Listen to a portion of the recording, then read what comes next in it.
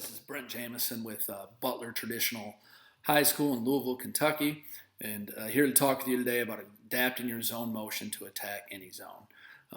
A few years back, our team played primarily zone, a 2-3, and what was great is that through playing that, got to see, what worked against it, what didn't, what was hard to prepare for, what, was a little easier to prepare for. So, what we all kind of concluded after that experience is that a well-executed random motion is really hard to guard.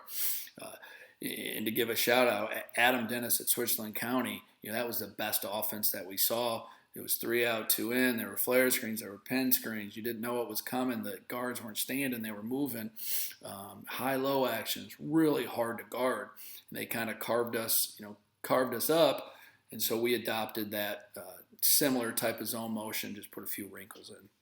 All right, so in terms of what I want to focus on is adapting to a particular zone.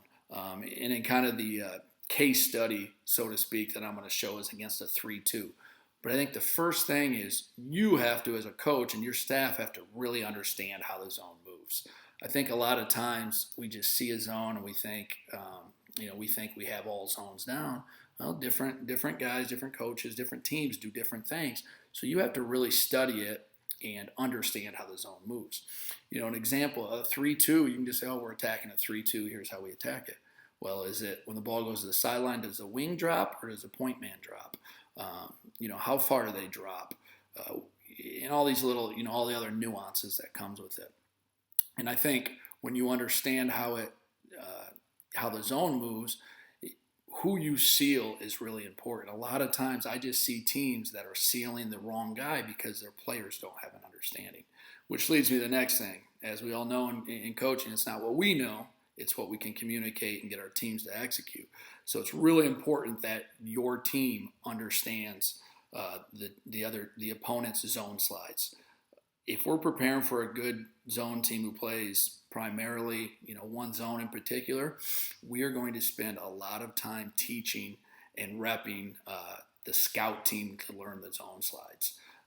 One of the teams that we faced was Southwestern every year has a great 3-2 zone. And so we made sure our scout team, they came in early, we had plenty of reps, and it was taught to the detail, hey, this is how this zone moves. Of course, it's not going to be perfect, but you want to be able to, imitate that as best as possible. And then we then would spend time after this scout team learned it. We also would be showing film and simultaneously, teaching our varsity team, making sure they know how the zone moves. They see it on film. They have a good idea. And then we'd bring the scout team through and we would just walk through it and take our time and show the slides. We'd show where we would seal. We'd show what the responsibilities, are of each one of their players. Depending on where they're at in the zone. I think it's just so important against the zone to slow it down and really teach and show. And once your guys have a good understanding for it, if you have the players with a little bit of IQ, they're going to be able to pick it up and know who to hit, when to hit them, and where the soft spots are. So let's go ahead and get into, I'll pull some clips up and we'll talk through that. All right, so here's attacking a 3-2 that we talked about. Again, this is a wing drop, so you'll see on that weak side of the floor, when the ball comes to the wing, it almost becomes like a 2-3 where that wing has to drop down. Now the point is going to then come and take the elbow. And so, we thought, and you look at personnel too, we thought our bigs sealing their point man was going to be a big advantage for us. We really worked on slamming them, keeping hands up or trying not to draw fouls here, but to really hit them hard. These two were communicating. So, for example, this would be like they were telling each other, seal duck, seal duck. So he knows whatever side it goes to, he's going to seal, and when he gets the ball, he's going to then duck into the middle.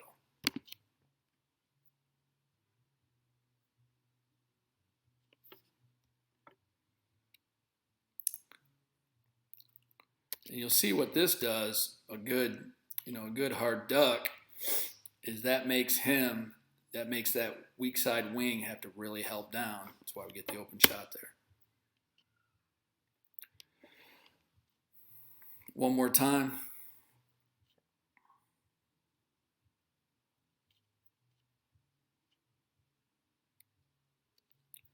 Okay, so here's an example of we set the flare. Now, one of the points of emphasis was when you slip against a zone or dive, you can't dive to the rim.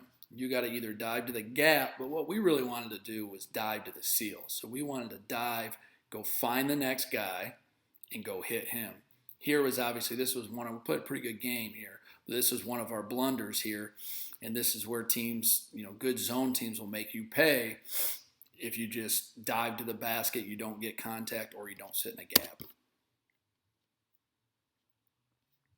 And he in particular is really good at it. Okay, again, a seal here. Now this time we would call this seal and pin. So they're communicating as the ball's brought up the court. They're saying, hey, go seal pin, seal pin. He's going to pin screen him. Pass was a little off base. Now that was our interior player. So this brings up the next point, is if you have an interior guy, you got a big that can step out and hit the three, and that zone can change from a 3 out, 2 in to a 4 out, 1 in. Really hard to guard.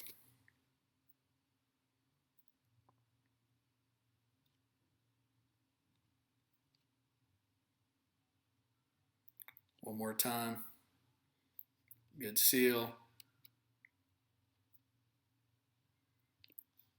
Now he has to make a decision. Had the extra one there too if he had closed harder. Okay, so one of the things you maybe saw in the last one too, is when we talked about our pin screens, what we noticed on film is that, we'll let this play. Set a pin screen here, hit the shot. What we noticed on film is the way that they played defense was they were all going to turn and face the ball. Then they're going to make reactions to the ball. So again, this is through your scouting, through your preparation, adapting to the zone you're facing. So we called these ghost pins. We didn't want to hit them. We didn't want to breathe on them. We didn't want them to know we were behind them. We wanted to kind of sneak up, and when he turned, we were there because he's not looking what's behind him. That was well executed that time.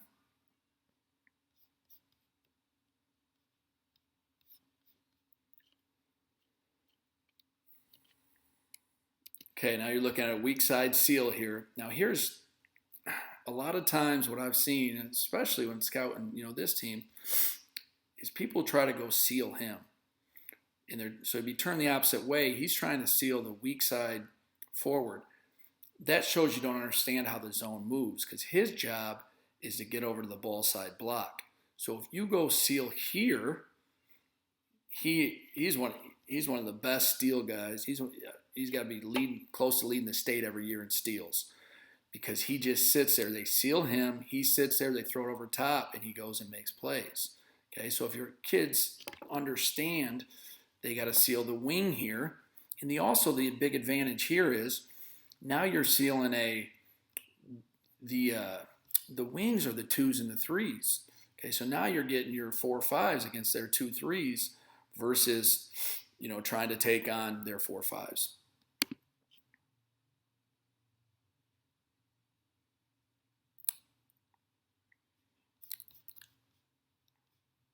Again, you got to have some, and you got to allow. There may be a few turnovers throwing that weak side pass, but you got to throw it up there and live with a few of those.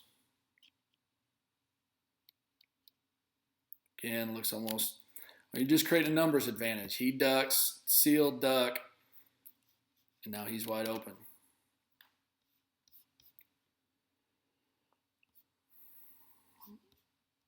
And I like getting a little bit of movement. So you see the weak side cut there. With just this little exchange, he's thinking about him a little bit. Okay, he exchanges and he gets kind of lost. Just send your shooter through, either weak side or strong side, have him get lost.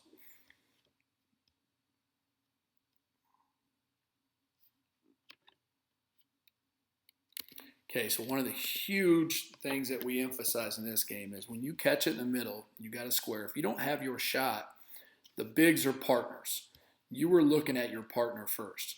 And we just kept drilling in their minds and repping it and practicing and correcting it that if he's open early, he's also going to be open late. And usually he's going to be even more open. So when you catch, be patient, be strong, and really try to be greedy or stingy about getting into your partner.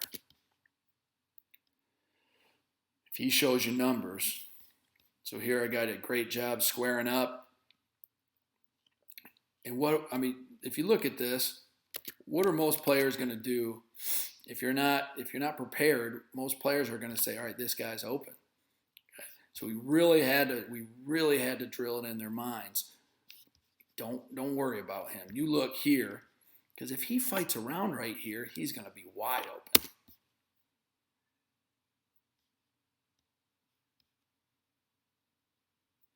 Okay, this was just a set. It was a call outside of our zone motion. So all we did was cross them. Okay, and the whole idea, and we were a little wide there, is we wanted these two guards to engage their two wings. When they did that, they would delay it. We would just double duck in, and whoever's open gets it, goes and scores. And they had to slam them. So you got a one-on-one post. Obviously, you can tell we had an advantage in the post that we were looking to go after, but it's getting one-on-one there. So again, we thought we could pick on that point man. Again, that's their one. Well, that happened to be their, I guess that's their 3 there, but going against our 4s and 5s.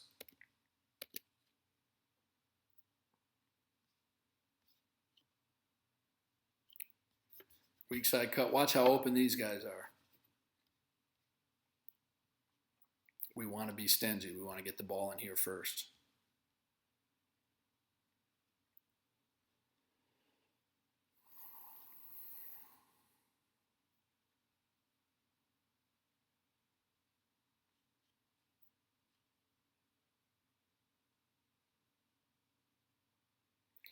So again, that's a interior player. So he goes up. He knows the wing is who he has to seal because the wing's playing 2 there. Jumps to the catch. I thought our guys did a great job in this game of jumping to the catch, and something we really emphasize. And he dives, and he ends up taking 2 guys on. He's strong with the ball. If you're going to dribble in the zone, obviously you got to be very cautious.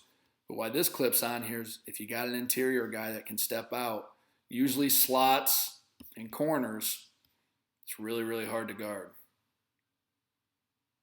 Now you got a loaded side. You got 3 guys over on this side.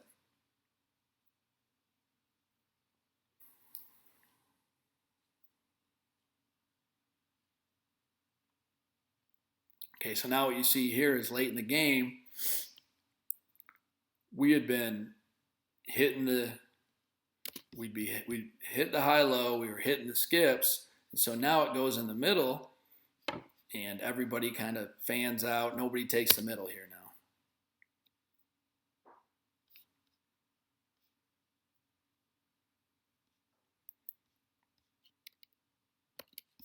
Everybody's here waiting for you to skip or hit the dive, and he gets the shot. Well, I hope you were able to take something away from this. And the point I really want to drive home is I believe, with the zone motion, you can adapt it to any zone you play as long as you, and more importantly, your players really understand how that zone moves. So thanks again. I'm going to leave my contact information on the screen here. Probably like a lot of coaches out there, I'm missing hoops. I'm missing talking hoops. So if you have any questions, you want to throw some ideas, you want to talk about, connect and talk about something separate, I'm always up for talking hoops. Thanks, and have a great week.